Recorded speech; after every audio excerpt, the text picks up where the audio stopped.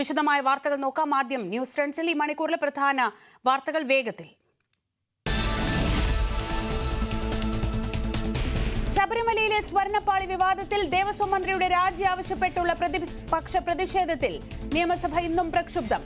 ചോദ്യോത്തരവേള ആരംഭിച്ചപ്പോൾ ബാനർ ഉയർത്തി നടുത്തളത്തിലിറങ്ങി പ്രതിപക്ഷം. ഹൈക്കോടതി വിധി ഞെട്ടിക്കുന്നതെന്ന പ്രതിപക്ഷ നേതാവ്. ഏത് അന്വേഷണത്തെയും സ്വാഗതം ചെയ്യുന്നെന്ന് ഭരണപക്ഷം.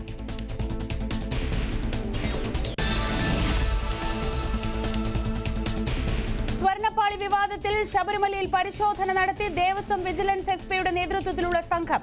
ഹൈക്കോടതി നിർദ്ദേശപ്രകാരം പരിശോധന. സ്ട്രോങ് റൂം അടക്കം തുറന്ന് പരിശോധിച്ചെന്ന് വിവരം.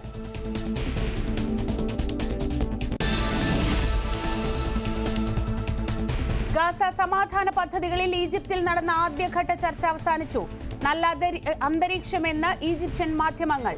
ഹമാസിന്റെ ഇസ്രയേൽ ആക്രമണത്തിന് ഇന്ന് 2 വയസ്സ്.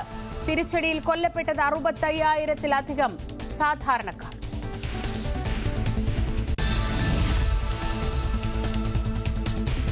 ബെഞ്ചമിൻ നെതന്യാഹുവിനെ നെഗറ്റീവ് എന്ന് പറഞ്ഞിട്ടില്ലെന്ന് ഡൊണാൾഡ് ട്രംപ്. ഗാസയിലെ സമാധാന ശ്രമത്തെ ഇസ്രയേൽ പ്രധാനമന്ത്രി വളരെ പോസിറ്റീവായാണ് കാണുന്നതെന്നും ട്രംപ്.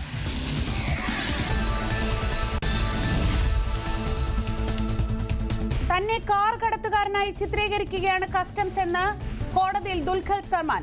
രേഖകൾ പരിശോധിക്കാൻ കസ്റ്റംസ് തയ്യാറായില്ലെന്നും ദുൽഖർ പിടിച്ചെടുത്ത കാർ വിട്ടുതരണമെന്നാവശ്യപ്പെട്ടുള്ള ദുൽഖറിന്റെ ഹർജിയിൽ കസ്റ്റംസ് കോടതിയിൽ വിശദീകരണം നൽകും.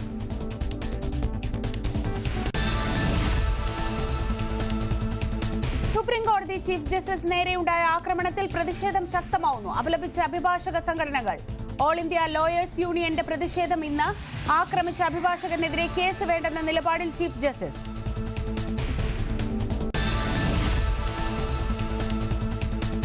ബീഹാറിൽ തെരഞ്ഞെടുപ്പ് പ്രഖ്യാപനത്തിന് പിന്നാലെ സീറ്റ് ചർച്ചകൾ സജീവമാക്കി മുന്നണികൾ.